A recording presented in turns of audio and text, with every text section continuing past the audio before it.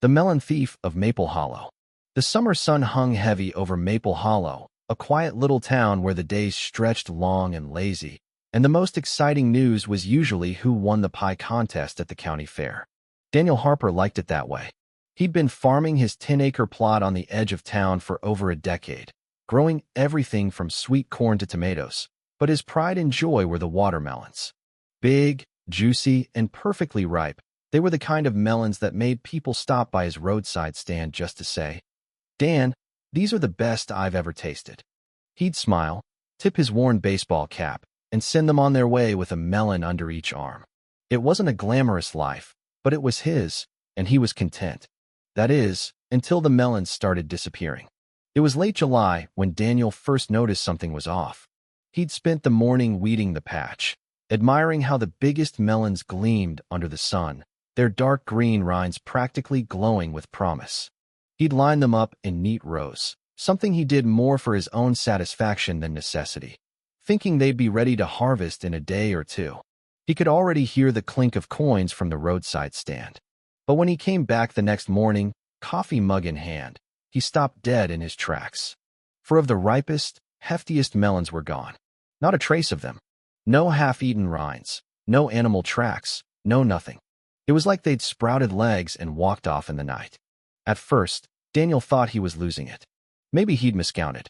Maybe he'd harvested them already and forgotten, though that seemed unlikely, considering how much he babied those melons. He scratched his head, squinting at the empty spots in the dirt, and tried to convince himself it was a fluke. "Raccoons," he muttered, kicking at a clod of earth. "Gotta be raccoons." But deep down, he knew raccoons didn't work that clean. They'd leave a mess, gnawed bits of rind, scattered seeds, something. This was surgical, precise, human. The realization hit him like a slap. Someone was stealing from him. Not just any someone, either. His gut pointed straight to Lisa Grayson, his nosy neighbor from 2 houses down. Lisa had lived in Maple Hollow for about 3 years, ever since she'd moved in with her oversized SUV and her even bigger attitude. She was the kind of woman who'd wave at you with a syrupy smile while secretly judging your lawn, your mailbox, your everything.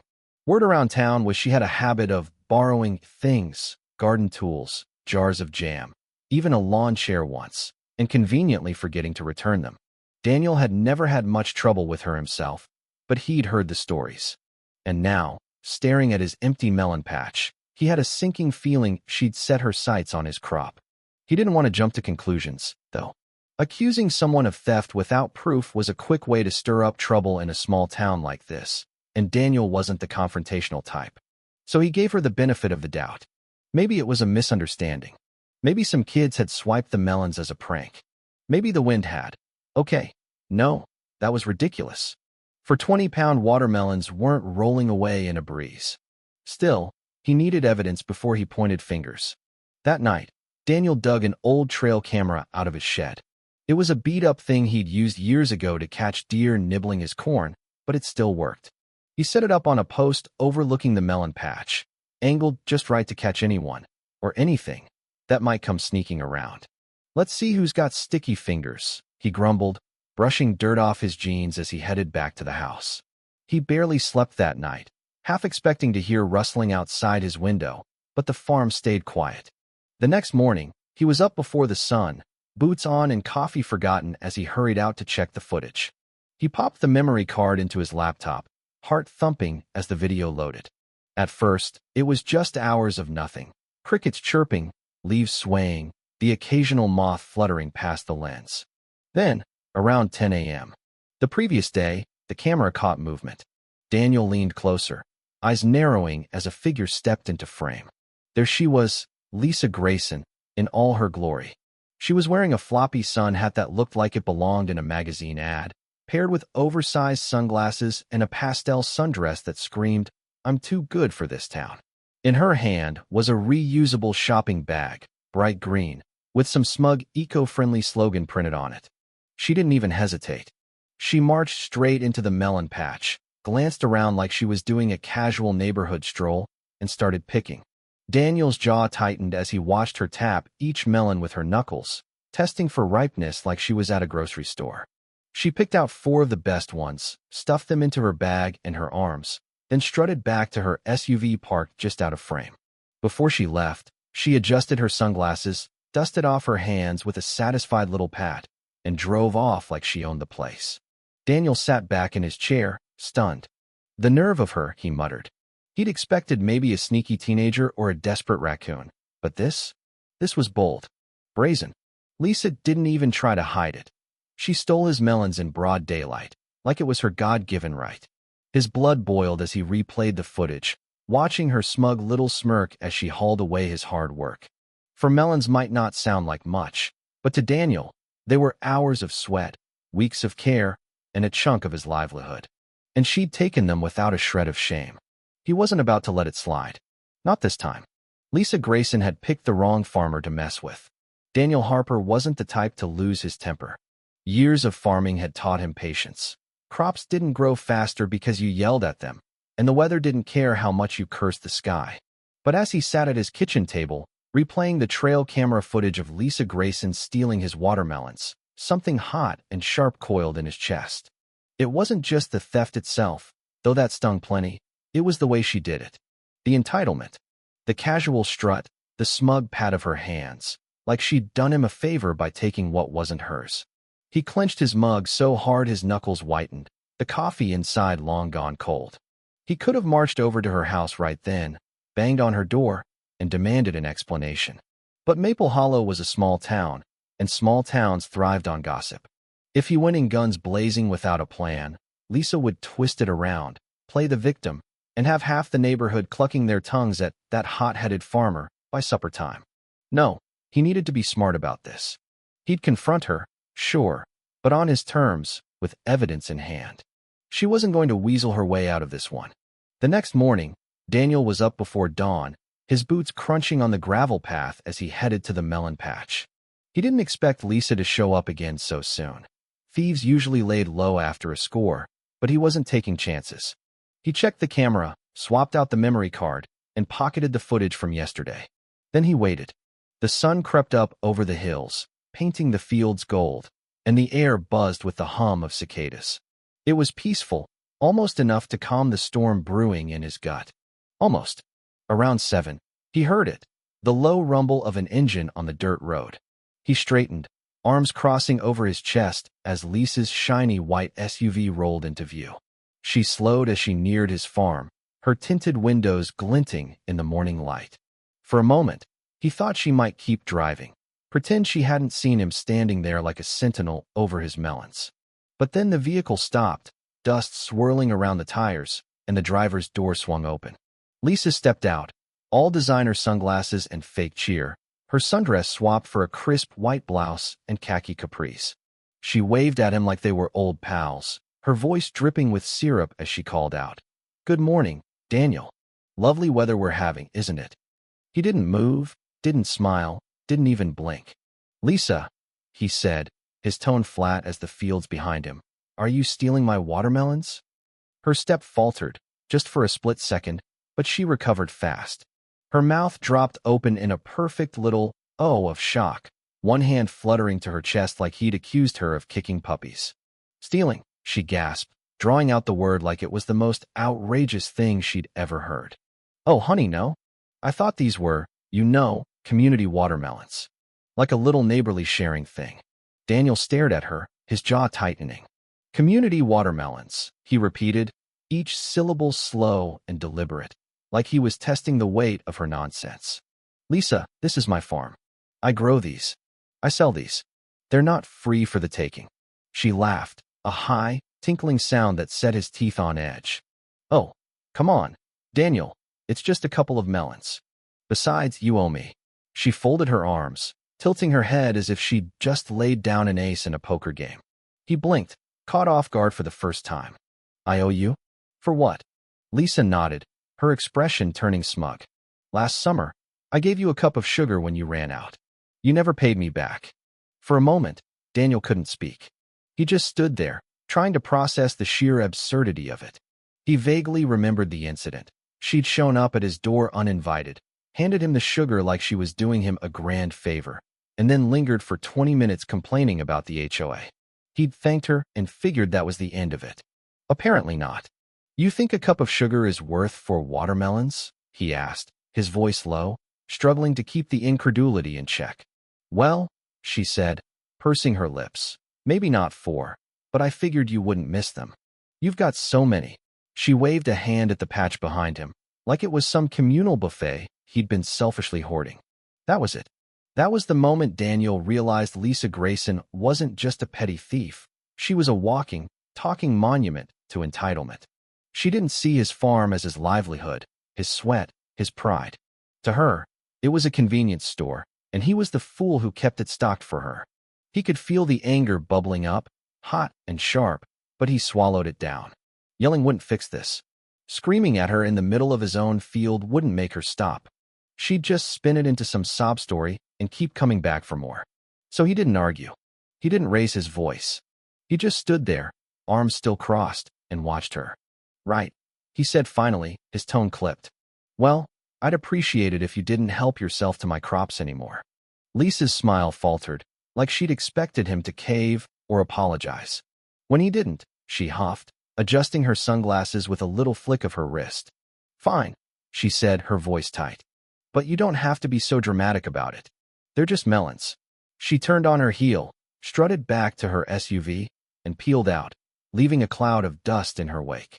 Daniel watched her go, the tail lights disappearing over the hill.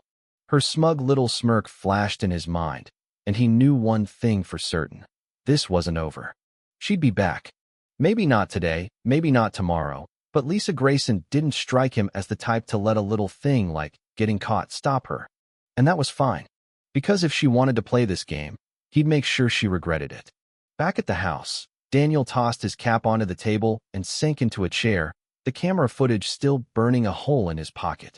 He could go to the sheriff, file a report, maybe even press charges. Trespassing and theft were clear as day on the video. But Maple Hollow sheriff was a laid-back guy who'd rather fish than fill out paperwork, and Daniel didn't want the hassle of a legal mess. Besides, this felt personal. Lisa hadn't just stolen from him. She'd mocked him, acted like his work didn't matter. He wanted her to feel the sting of that mistake, not just sign some court document and call it a day. That's when the idea hit him. He needed to teach her a lesson, one she wouldn't forget. Something that had hit her where it hurt, her pride. He grinned, a slow, dangerous grin, and reached for his phone. If anyone knew how to handle a pest like Lisa Grayson, it was George Miller. George lived a half-mile down the road, an old-timer with a knack for fixing tractors and a reputation for outsmarting anyone who crossed him. He'd been farming longer than Daniel had been alive, and he had a treasure trove of tricks up his sleeve, some legal, some not so much. Daniel dialed his number, leaning back in his chair as the line rang. "Miller," came George's gruff voice, like he'd just woken up from a nap. "Hey, George, it's Dan. Got a minute?" "Always got a minute for you, kid. What's up?" Daniel took a breath, the grin widening. "You ever deal with someone stealing your crops?" There was a pause, then a low chuckle. "Oh, I've had my share of thieves." "What's the story?" "Lisa Grayson's been helping herself to my watermelons. Caught her on camera yesterday, bold as brass. Confronted her this morning, and she tried to tell me they're community melons. Said I owe her for a cup of sugar." George barked a laugh, loud and rough. "That woman's got more nerve than a bull in a china shop." "What did you do?" "Nothing yet," Daniel admitted. "But I'm thinking it's time she learned a lesson." "You in?" Another pause, then George's voice came back, thick with glee. "Boy, I've been waiting for someone to give that lady what's coming to her. She's been snitching tomatoes from my garden for years. Never had proof till now, but I'd bet my left boot it's her." "What's the plan?" "Not sure yet," Daniel said, rubbing his chin. "Something to make her think twice before she steps foot on my land again. Something memorable." George chuckled again, and Daniel could almost see the old man's weathered face creasing with mischief. "Memorable, huh? I've got a few ideas. Swing by this afternoon, we'll figure it out. Bring coffee. And maybe that footage. I could use a laugh." "Deal," Daniel said, hanging up. He leaned back, the tension in his chest easing for the first time since he'd seen those empty spots in the dirt. Lisa thought she'd won this round, driving off with her fake smile and her stolen melons. But she didn't know what was coming. Not yet. By the time the sun dipped low, painting the sky orange and pink. Daniel was pulling up to George's place, a thermos of coffee in one hand and the memory card in his pocket. George was waiting on his porch, rocking in a creaky chair, a shotgun resting against the railing. Just for show, Daniel knew. The old man waved him over, his grin as wide as the horizon. "All right, kid," George said as Daniel handed him the thermos. "Let's see this masterpiece of stupidity." Daniel plugged the card into George's ancient laptop, and they watched in silence as Lisa's performance played out. When it ended, George slapped his knee, howling with laughter. Community watermelons. "Oh, she's a piece of work. You sure you don't want to just shoot her and be done with it?" "Tempting," Daniel said, smirking, "but I'd rather not deal with the cleanup. Besides, I've got something better in mind." George raised an eyebrow, pouring coffee into a chipped mug. "Better than a shotgun? This I gotta hear." Daniel leaned forward, his voice dropping low. "I want to scare her off. Not just for a day or a week, for good. She likes my melons so much. Let's give her some she'll never forget." George's eyes gleamed. "You're talking my language now. What are we working with?" "Got a shed full of tools, some old melons I was going to compost, and a whole lot of spite," Daniel said. "You? Spite's a good start," George said, sipping his coffee. "But I've got a few tricks up my sleeve. Ever hear of a melon bomb?" Daniel frowned. "Eh, what?" George grinned, setting the mug down. "Stick around, kid. We're going to have some fun." And just like that, the plan was born. Lisa Grayson had no idea what she'd started, but she was about to find out. Daniel wasn't just fighting for his melons anymore. He was fighting for his peace, his pride, and a little bit of justice. And with George in his corner, he had a feeling this was going to be one hell of a ride. The afternoon sun beat down on George Miller's weathered porch, turning the air thick and sticky as Daniel pulled up in his pickup. He'd brought the promised coffee, black, strong, the way George liked it, and a crate of overripe watermelons rattling in the truck bed. They weren't much to look at, their rinds bruised and soft, but they were perfect for what he had in mind. He climbed out, thermos in hand, and found George already waiting, rocking in his chair with a grin that promised trouble. "Coffee first," George said, holding out a hand. "Then we get to work." Daniel handed over the thermos, smirking. "You're gonna love this one, old man. Lisa's about to regret ever stepping foot on my land." George poured a steaming mug, his eyes glinting with mischief. "Damn right she will. Been waiting for a chance to stick it to that woman since she swiped my prize tomatoes 2 summers back. Never caught her red-handed, but I knew it was her. This time, we've got her dead to rights." They'd spent the tail end of their phone call tossing around ideas, but it was George's mention of a melon bomb that had sealed the deal. Daniel didn't know exactly what it entailed. George had been coy on the details, but the name alone sounded like the kind of chaos Lisa deserved. He leaned against the porch railing, watching George sip his coffee like a general plotting a siege. "So," he said, "what's the play?" George set the mug down, wiped his mouth with the back of his hand, and stood. "Follow me to the shed, kid. We're going to build her a surprise she'll never forget." The shed was a cavern of organized chaos, tucked behind George's house amid a tangle of overgrown blackberry bushes. The air inside smelled of damp earth, motor oil, and something faintly sour, probably the compost heap out back. Rusted tools hung on pegboards, shelves sagged under jars of screws and nails, and a workbench ran the length of one wall, littered with half-finished projects. George kicked an empty paint can out of the way and gestured to a corner where a stack of wooden crates sat, draped with a tarp. "Got the goods right here," he said, pulling the tarp aside. Beneath it were a dozen mason jars, each alive with movement, spiders skittering across the glass, cockroaches tumbling over each other, and a few wriggling centipedes that made Daniel's skin crawl just looking at them. "Caught these in the barn last week. Been saving them for something special." Daniel grinned, setting his crate of melons on the workbench.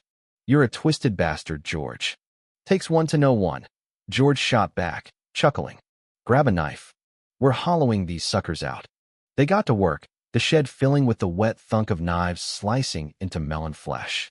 Daniel picked a bruised one from his crate, its rind soft under his fingers, and cut a wide circle around the top, like carving a pumpkin. The inside was mushy, overripe juice dripping onto the bench as he scooped it out with a spoon. George worked beside him, faster and surer, his gnarled hands moving like they'd done this 100 times. "Gotta leave enough meat on the walls," he said, tapping his melon. "Make it look normal from the outside. She's picky. Won't take 'em if they don't look ripe." Daniel nodded, picturing Lisa's smug little knock on the melons from the camera footage. "She'll fall for it. Too full of herself to suspect anything." "That's the beauty of it," George said. "Arrogance is her weakness.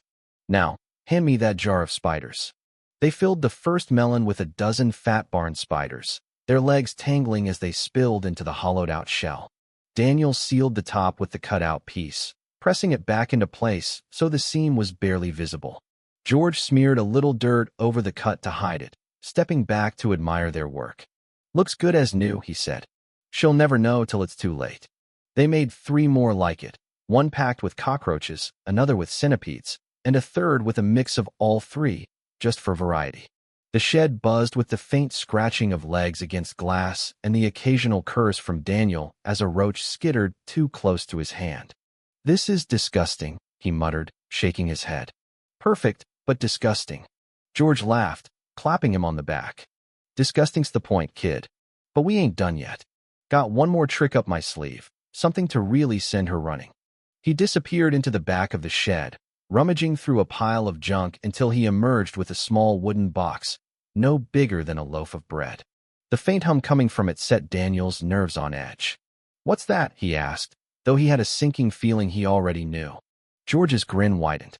"Bees." Daniel stared at him. "You're kidding." "Nope." George set the box on the bench, lifting the lid just enough to reveal a tiny, buzzing hive nestled inside, the comb dripping with honey. "Found this under the eaves last month. Been meaning to relocate 'em, but they'll do nicely for our little project. Lisa cuts into this. She'll get a swarm she won't forget." Daniel hesitated, the hum of the bees prickling his skin. Spiders and roaches were one thing. Messy, sure, but harmless enough. Bees were another story. "Won't they sting her?" "Like bad." George shrugged, closing the lid.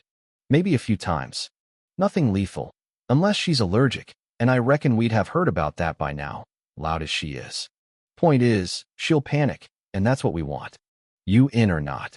Daniel thought about Lisa's fake smile, her community watermelons excuse, the way she'd waltzed off with his crop like it was hers.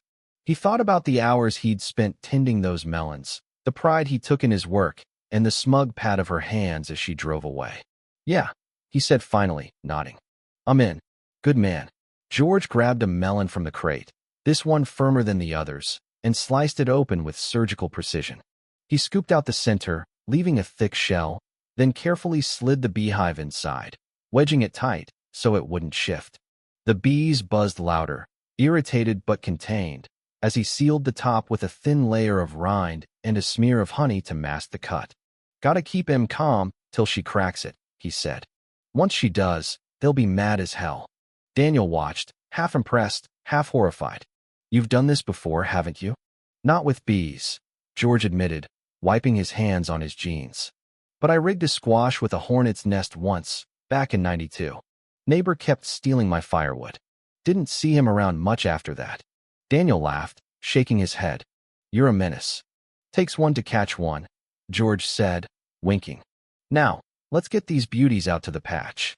They loaded the rigged melons into a wheelbarrow, 4 bug-filled ones, and the bee balm, covering them with a tarp to keep the sun off. Daniel pushed it back to his farm, George hobbling alongside with his cane, the two of them trading ideas about where to place the trap. "Right where she hit last time," Daniel said, nodding to the spot near the fence where the camera had caught her. "She's lazy, won't wander far." "Smart," George said. "Make him look tempting, too. She's got an eye for the best ones." They arranged the melons in the patch, nestling them among the real ones so they blended in. Daniel stepped back, squinting at the setup.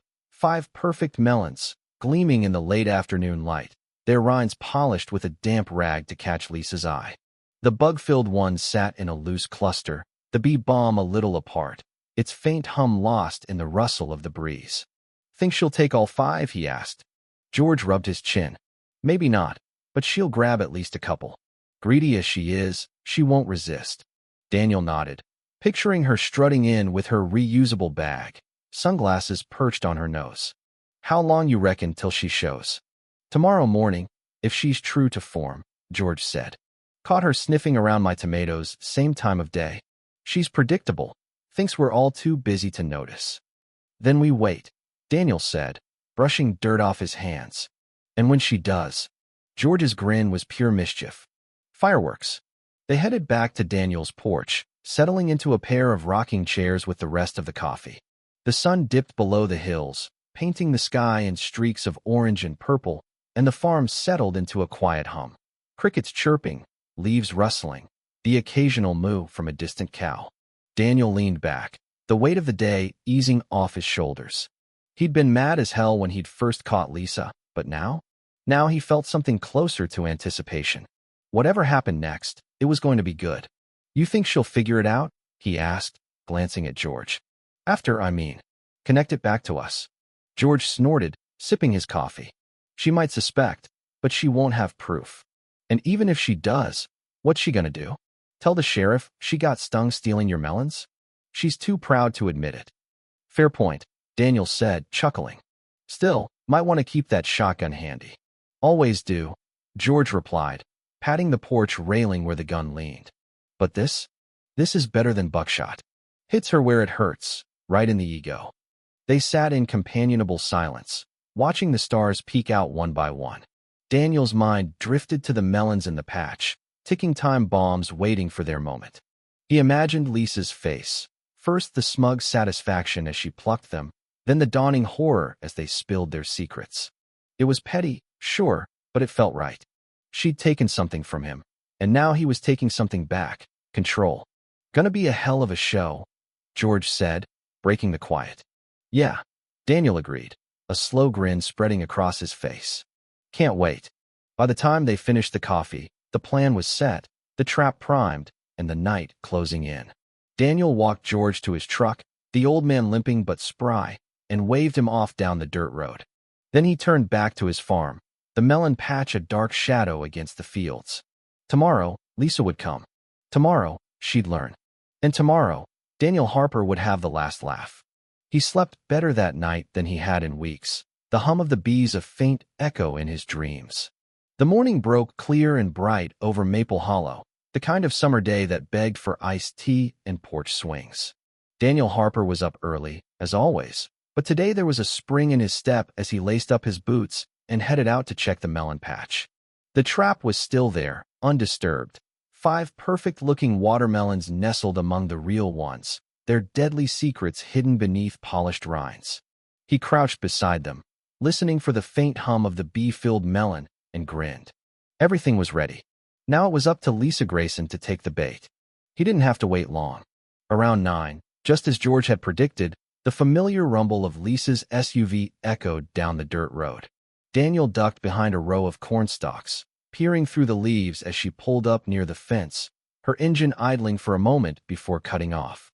She stepped out, dressed in a floral sundress and that ridiculous sun hat, her reusable shopping bag slung over one shoulder. She glanced around, barely, like she didn't think anyone would dare catch her twice, then marched straight for the patch. Daniel held his breath, watching her tap the melons with her knuckles, her lips pursed in that smug, discerning way. She picked 3, 2 of the bug-filled ones, and, to his delight, the bee balm. She stuffed them into her bag, the weight making her stagger a little, then hauled them back to her SUV without a backward glance. The engine roared to life, and she was gone, dust swirling in her wake. He straightened, brushing dirt off his knees, and let out a low whistle. Right on schedule, he muttered, already imagining the chaos to come. Lisa had no idea what she'd just walked away with, but he intended to find out how it played out. He grabbed his binoculars from the porch, a beat-up pair he used to spot deer, and settled into a rocking chair with a glass of lemonade, his eyes fixed on her house 2 properties down. Whatever she had planned for those melons, it was going to be a show. By mid-afternoon, the signs of activity started. Cars rolled up to Lisa's place, sedans and minivans, the kind driven by Maple Hollow's chattering class.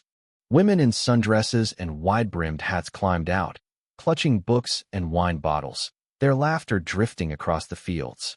Daniel adjusted his binoculars, squinting through the lenses. Book club, he said to himself, smirking. Perfect. Lisa's backyard was a vision of suburban pride. A manicured lawn, a white pergola strung with fairy lights, and a long table draped in a checkered cloth. She'd set out plates, a pitcher of lemonade, and a cutting board that gleamed in the sun. Daniel watched her strut out from the house, all smiles and hostess charm, greeting her guests with air kisses and exaggerated waves. The melon sat proudly on the table, 3 ticking time bombs masquerading as dessert. He leaned forward, the lemonade cold against his palm, and waited. The book club kicked off with the usual small-town fanfare. Gossip about the mayor's new haircut, complaints about the HOA's latest newsletter, and a half-hearted attempt to discuss whatever novel they'd all pretended to read. Lisa flitted around, pouring drinks and basking in the attention, until one of the women, Mrs. Delaney, a wiry busybody with a voice like a foghorn, pointed at the melons. "Oh, Lisa, those look divine. Where'd you get them?" Lisa beamed, resting a hand on the nearest one like it was a trophy. "Oh, just a little something I picked up locally. Fresh as can be. Thought we'd enjoy them together. Nothing beats a good watermelon on a day like this." Daniel snorted, nearly spilling his drink. "Picked up locally," he muttered. "Yeah, right out of my patch." The group cooed their approval, and Lisa, ever the showwoman, grabbed a knife from the table. "Let's dig in, ladies," she chirped, positioning the first melon, a cockroach special, on the cutting board. She raised the blade with a dramatic flourish, her guests leaning in, and sliced down hard. For a split second, everything was normal. The rind split open, revealing a flash of pinkish flesh, and the sweet smell of melon drifted out. Then the first cockroach tumbled free, a shiny black speck against the fruit. It skittered across the table, and Lisa froze, the knife still in her hand. "What the?" she started, but before she could finish, another roach spilled out, then another, a wriggling cascade of legs and antennae pouring from the hollowed-out shell. The screams started instantly. "Mrs. Delaney shrieked so loud Daniel heard it clear across the fields, flinging her wine glass into the air. It shattered on the lawn as she stumbled back, knocking over a chair. The other women scattered, some clutching their purses, others waving their hands like they could shoo the nightmare away. "Bugs," one yelled. Linda, a stout woman in a polka-dot dress, before tripping over a flower pot and tumbling into a rosebush with a yelp. Lisa dropped the knife, her mouth gaping as the roaches spread across the table, crawling over plates and into the lemonade pitcher. "No, no, no," she screeched, swatting at one that darted up her arm. Her hat tipped sideways, and she spun in a frantic circle, shaking her dress like it might dislodge the invaders. The book club was a war zone now. Chairs toppled, food abandoned, and a woman in a floral sundress climbed onto a lawn chair, brandishing a plastic fork like a sword. From his porch, Daniel laughed so hard he nearly choked on his lemonade. "One down," he said, wiping his eyes. But the show wasn't over yet. Lisa, still flailing, grabbed the second melon, the spider bomb, and slammed it onto the cutting board. "It's fine," she shouted, her voice shrill with panic. "This one's fine, just a fluke." She hacked into it, desperate to salvage her party, and the rind split with a wet crack. Spiders poured out, dozens of them, their long legs tangling as they raced across the table. One latched onto Lisa's sleeve, and she screamed again, a sound so piercing it sent birds flapping from the trees. The chaos doubled. Linda, halfway out of the rosebush, shrieked and bolted for the gate, shoving another woman aside in her haste. Mrs. Delaney, revived from her faint, grabbed a napkin and swatted at the air, yelling, "They're everywhere." A third guest, Sarah, the quiet one who always brought cookies, dropped her book and sprinted for her car, sandals slapping the pavement. The table was a mess of squirming bugs, spilled lemonade, and overturned glasses, the once pristine picnic reduced to a battlefield. Lisa waved her arms, trying to calm her guests. "It's okay. It's under control," she yelled, but no one was listening. Then, as if fate wanted to twist the knife, the third melon, the bee bomb, tipped off the table and hit the ground with a heavy thud. The impact cracked it open, and for a heartbeat, there was silence, an eerie pause as the group stared at the split rind. Then the bees came. They erupted in a buzzing swarm, disoriented and furious, their tiny bodies glinting in the sunlight. The hum filled the air, a low, menacing drone that snapped the book club out of their shock. "Bees!" someone screamed. Daniel couldn't tell who, and the yard exploded into motion again. The swarm zeroed in on Lisa, drawn by the watermelon juice streaking her dress, and she let out a wail that could have woken the dead. The first sting landed on her arm, then another on her neck, and she took off running, slapping at the air like a lunatic. Her guests fled in every direction. Linda tackled Sarah in her panic, sending them both rolling down the driveway. Mrs. Delaney dove behind the pergola, shouting about lawsuits, while another woman climbed into her minivan and locked the doors, honking the horn as if that would help. Lisa, the bees relentless, sprinted across the lawn, her hat flying off and her dress flapping. She tripped over a garden gnome, face planting into the grass, but scrambled up as the swarm closed in. With a final, desperate shriek, she launched herself at the pool, diving in with a splash that sent water arcing over the edge. Daniel lowered the binoculars, tears streaming down his face from laughing so hard. "Oh, that's beautiful," he gasped, clutching his sides. Lisa bobbed to the surface, her hair plastered to her face, makeup running in black streaks down her cheeks. The bees hovered above the water, buzzing angrily, and every time she tried to climb out, they swooped closer, forcing her back in with a panicked squeal. Her guests were gone. Half had piled into cars, the rest sprinting down the street, abandoning purses and dignity in their mad dash to escape. The backyard was a disaster. Overturned chairs, scattered plates, and a sticky mess of bugs and lemonade pooling on the table. Lisa flailed in the pool, gasping for breath, her once perfect party reduced to a soggy, stinging nightmare. Daniel took a slow sip of his lemonade, savoring the tartness on his tongue. "Couldn't have gone better," he said to himself, leaning back in the chair.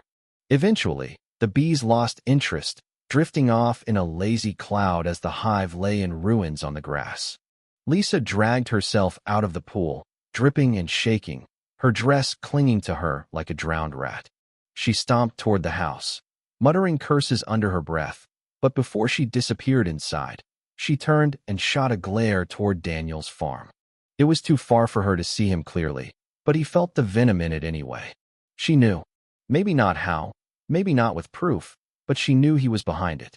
He raised his glass in a mock toast, grinning. "Enjoy your melons, Lisa." The sun dipped lower, casting long shadows over the fields, and Daniel rocked gently, replaying the scene in his mind. The screams, the chaos, the splash, it was better than he'd dared hope. George had been right. This was better than buckshot. It was justice, sweet and cold as the lemonade in his hand. Lisa Grayson had messed with the wrong farmer, and now she'd paid the price. But as the last light faded, a niggle of unease crept in. Lisa wasn't the type to let this go. She'd be mad, madder than the bees, and she'd come for him, one way or another. He shrugged it off, setting the binoculars aside. Let her try. He'd be ready. For now, though, he'd won. And damn, did it feel good. The morning after the book club disaster dawned quiet and still, the kind of calm that felt like the world was holding its breath. Daniel Harper woke with a grin, the memory of Lisa Grayson's bee-stung, pool-soaked meltdown still fresh in his mind. He'd slept like a baby, the satisfaction of revenge a better lullaby than any crickets could offer. As he brewed coffee and stepped onto the porch, the fields stretched out peaceful and golden, his melon patch untouched since Lisa's last raid. For a moment, he let himself believe she'd learned her lesson, that the bugs and bees had finally knocked some sense into her thick skull. He should have known better. Around 10, the rumble of an engine broke the silence, too deliberate to be a casual passerby. Daniel set his mug down, squinting down the road as Lisa's white SUV crept into view, moving slower than usual, like a predator stalking prey. She didn't speed past or pull up to the fence like before. Instead, she parked just beyond his property line, idling there for a good 5 minutes. Through the tinted windows, he couldn't see her face, but he could feel her eyes on him, plotting. "Round 2, he muttered, crossing his arms. Whatever she was up to, she wasn't coming for melons this time. By noon, the trouble started. Daniel was in the vegetable garden, pulling weeds from the tomato rows, when he heard voices, sharp, clipped, and too many to be a casual chat. He wiped the sweat from his brow and trudged to the front gate, where a sight straight out of a bad dream waited. Lisa Grayson, arms crossed and smirking, flanked by half a dozen HOA board members in polo shirts and khakis. They clutched clipboards and frowns, looking like they'd rather be anywhere else. Lisa, though, was in her element, her hair still showing the faint frizz of yesterday's swim, her face blotchy with what might have been bee stings or pure rage. "Here he is," she announced, pointing at Daniel like he was a criminal caught in a spotlight. "The man responsible for endangering our community." Daniel blinked, caught off guard by the sheer audacity. "Morning, Lisa," he said, keeping his voice even. "What exactly am I being accused of?" She huffed, stepping forward with a dramatic flair that would have impressed a soap opera director. "Don't play dumb, Daniel. You unleashed a swarm of bees on innocent people. That's a public safety violation, not to mention the cockroach infestation you're bringing into this neighborhood. It's against HOA regulations, and I've got witnesses." He stared at her, then glanced at the board members, who shuffled their feet and avoided his gaze. "You're joking," he said, though he knew she wasn't. This was Lisa, doubling down, twisting the story until she was the victim and he was the villain. He almost laughed, but the sight of the HOA kept him grounded. They might be reluctant, but they were here, and that meant trouble. Richard, the board president, a stiff, balding man with a permanent frown, cleared his throat, flipping open his binder. "We received complaints about your property, Mr. Harper. It's come to our attention that you may not be keeping it up to neighborhood standards." Daniel raised an eyebrow, leaning against the gatepost. "You mean the farm I've been running for 12 years? The one that supplies half this town with fresh produce? That property?" Richard frowned deeper, shuffling his papers like they might hold an answer. Before he could respond, Lisa jumped in, her voice rising. "That's not the point. The point is, your actions caused destruction and chaos. My book club was traumatized. Some of them are threatening to sue me for emotional distress. And it's all because of your reckless, irresponsible behavior." "Reckless," Daniel repeated, letting the word hang. "Lisa, I didn't unleash anything. You stole my watermelons. Whatever happened after that's on you." Her face twitched, a flicker of uncertainty breaking through her bravado. "That's ridiculous," she snapped, folding her arms tighter. "I didn't steal anything." He shrugged, calm as ever. "I've got camera footage that says otherwise. You walked onto my land, took my melons without permission. If anyone's responsible for a bee invasion, it's the person who cut them open." The HOA members shifted, exchanging glances. Sandra, a quiet woman with a sensible bob, bit her lip like she was trying not to smile. Richard sighed, pinching the bridge of his nose. "Is there any proof he deliberately set up these insects as a trap?" he asked, sounding exhausted already. Lisa sputtered, her cheeks flushing red. "Why else would there be bees inside a watermelon? Cockroaches? Spiders? It's not natural." Daniel shrugged again, playing innocent. "Nature works in mysterious ways. Could have been a fluke. Bugs get into crops sometimes. As for the bees, maybe they nested in there on their own. I didn't tell you to take them." Sandra snorted, quickly covering it with a cough. Lisa whirled on her, eyes blazing. "This isn't funny. You're all letting him get away with this." Richard closed his binder with a snap, clearly done with the theatrics. "Unless you have actual proof of wrongdoing, Ms. Grayson, there's nothing we can do. His property's legally maintained, and as far as I can tell, no regulations have been broken." Lisa's mouth opened and closed, fish-like, as she groped for a comeback. "Fine," she said at last, shifting tactics. "What about the fact that he's hoarding watermelons? Look at them all, just sitting here, taking up space. This is a neighborhood, not a commercial farm. We can't have someone monopolizing land for personal gain." Daniel couldn't hold back a laugh this time. "Hoarding? Lisa, these are crops. They grow here. It's called farming." "Well," she huffed, tilting her chin, "you should be more considerate about how much you're growing. It's excessive." Richard raised a hand, cutting her off before she could dig herself deeper. "Let's not get sidetracked. The issue is whether there's a violation. Sandra, anything in the bylaws about crop quantities?" Sandra shook her head, her voice soft but firm. "No. And technically, he's within his property rights. The farm's been here longer than most of us." Lisa's face twisted, her plan unraveling faster than she could spin it. She opened her mouth, ready to launch into another tirade, when a familiar voice cut through the tension. Well, well, well, if it ain't karma coming to bite Lisa again. Daniel turned to see George Miller hobbling up the road, leaning on his cane with a grin that promised trouble. The HOA members parted as he approached, his weathered face creased with amusement. Heard some yelling, he said, nodding at Daniel. Figured I'd see what kind of nonsense was brewing today. Lisa shot him a glare that could have curdled milk. This is none of your business, old man. Oh, I think it is, George said, planting his cane in the dirt. See, I've been wondering who's been sneaking onto my property, picking my tomatoes. Then I hear about stolen watermelons, and it's starting to look like a pattern, don't it? Her eyes widened for a split second before she masked it with a scoff. That's a baseless accusation. Is it? George rubbed his chin, his grin widening. 'Cause I got myself one of them fancy security cameras last week. Sure would be interesting to see what it caught. Lisa's bravado faltered, her hands clenching into fists. Daniel watched, barely hiding his own smirk. George was bluffing. He'd mentioned no such camera yesterday, but Lisa didn't know that, and the doubt creeping into her expression was delicious. Richard, clearly at the end of his rope, snapped his binder shut. All right, I think we're done here. Unless someone has concrete evidence of a violation, this meeting's over. He turned to the board. Agreed. The others nodded, eager to escape. Lisa huffed, looking around for support, but no one met her gaze. Even her allies seemed tired of her antics. You're all useless, she snapped, stomping her foot like a petulant child. With a final glare at Daniel, she spun on her heel and stormed back to her SUV, slamming the door so hard the windows rattled. She peeled out, tires spitting gravel, and disappeared down the road. Daniel watched her go, shaking his head. That woman's a tornado. George chuckled, clapping him on the shoulder. And you're the storm chaser, kid. She didn't see that coming.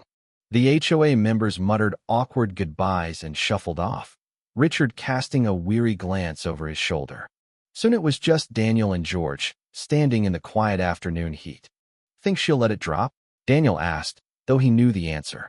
Not a chance, George said, leaning on his cane. She's too stubborn to quit. But you handled that like a pro. Cool as a cucumber.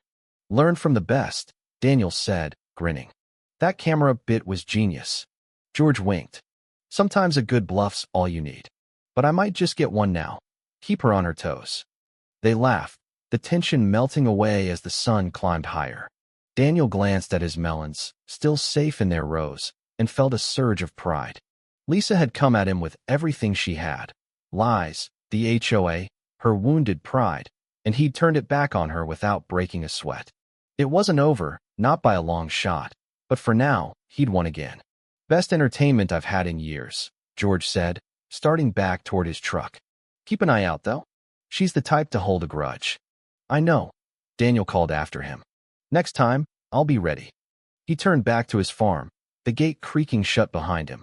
Lisa might have retreated, but she'd be back. He could feel it in his bones. She wasn't done fighting, and neither was he. For now, though, he'd savor the victory, the quiet, and the knowledge that Maple Hollow's melon thief had met her match. The dust from Lisa's SUV had barely settled when Daniel heard her engine roar to life again, louder and angrier than before. He stepped onto the porch, coffee mug in hand, just in time to see her peel back down the road, her taillights flashing red as she screeched to a stop in front of his gate. She flung the door open and stormed out, her face a mask of fury, her hair wild from the wind and yesterday's pool dunk. She pointed a shaking finger at him, her voice cutting through the still air like a siren. You, she screeched, marching toward the fence. You did this. You set me up. Daniel leaned against the porch railing, raising an eyebrow. Morning again, Lisa. Something wrong. Don't play innocent with me, she snapped, her hands balled into fists. The cockroaches, the bees, the absolute disaster that was my book club, that was you. I know it. He took a slow sip of coffee, letting her stew. I don't know what you're talking about. I didn't tell you to steal my watermelons.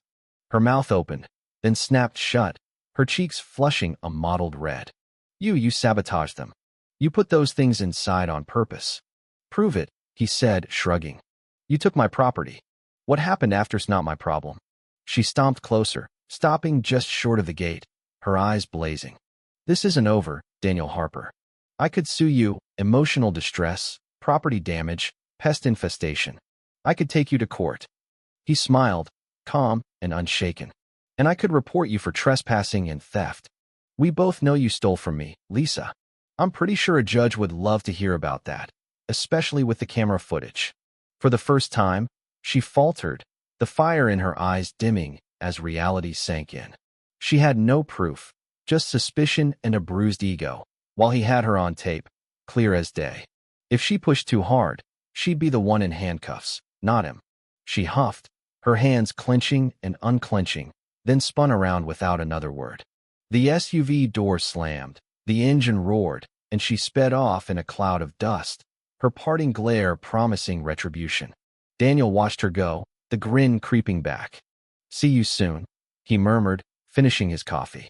George ambled up a few minutes later, his truck rattling to a stop by the mailbox. He climbed out, cane in hand, chuckling as he approached. Heard her all the way from my place. She's madder than a wet hen. Yeah, Daniel said, setting his mug down. Tried to threaten me with a lawsuit. Didn't stick. Course it didn't, George said, settling into a rocking chair. She's got nothing but hot air. You played that perfect, kept her spinning. Had a good teacher, Daniel replied, sitting beside him. She's not done, though. You saw that look. George nodded, his grin fading to something more thoughtful. She's the type to hold a grudge. Won't let this go till she thinks she's even the score. You better keep an eye out. I will, Daniel said, gazing out over the fields. The melons sat ripe and untouched, a quiet victory against the chaos of the last few days. He'd beaten her twice now, once with the trap, once with the HOA, and each win felt sweeter than the last. But George was right. Lisa wasn't the type to slink away. She'd be back, scheming, and he'd have to stay one step ahead. They sat in silence for a while, the morning stretching lazy and warm. George broke it first, clapping a hand on Daniel's shoulder. Best thing I've seen in years, this whole mess. Worth every spider. Daniel laughed, the sound rolling easy across the porch. You should have seen the book club. Made my whole summer. Heard about it, George said, grinning. Heard Mrs. Delaney's still telling folks she's gonna sue someone. Ain't decided who yet. Let her try, Daniel said. She'll have to get through Lisa first. They chuckled, the tension easing as the sun climbed higher. George stood, stretching his back with a groan. Well, I'll leave you to it. Got a fence to mend. Unless you need me for round 3. I'll holler if I do, Daniel said, waving him off. Thanks, George. Anytime, kid, George called, limping to his truck. Keep those melons safe. Daniel watched him go, then turned back to the farm, the quiet settling in again. He walked the rows, checking the crops, his boots sinking into the soft earth. The melons gleamed under the sun, a testament to his work, his stubbornness, his fight. Lisa had tried to take that from him, first with her theft, then with her accusations, and she'd failed both times. He'd protected what was his, turned her greed against her, and come out on top. But as he reached the end of the patch, her glare flashed in his mind, sharp and venomous. The war wasn't over, not yet. She'd regroup, come at him with something new, something he might not see coming. He'd won the battles, sure, but Lisa Grayson was a storm that didn't blow out easy. She'd strike again, and when she did, he'd have to be ready. For now, though, he let it go. He headed back to the house, grabbed a fresh glass of lemonade, and sank into the rocking chair. The fields stretched out before him, peaceful in his, the hum of the day wrapping around him like a blanket. He'd fought for this, earned it, and no entitled neighbor was going to take it away. Bring it on, Lisa, he said to the empty air, raising his glass. Some victories were worth savoring, and some wars were worth winning. Whatever came next, Daniel Harper was ready. The game wasn't over, but for today, the melons were safe, and that was enough.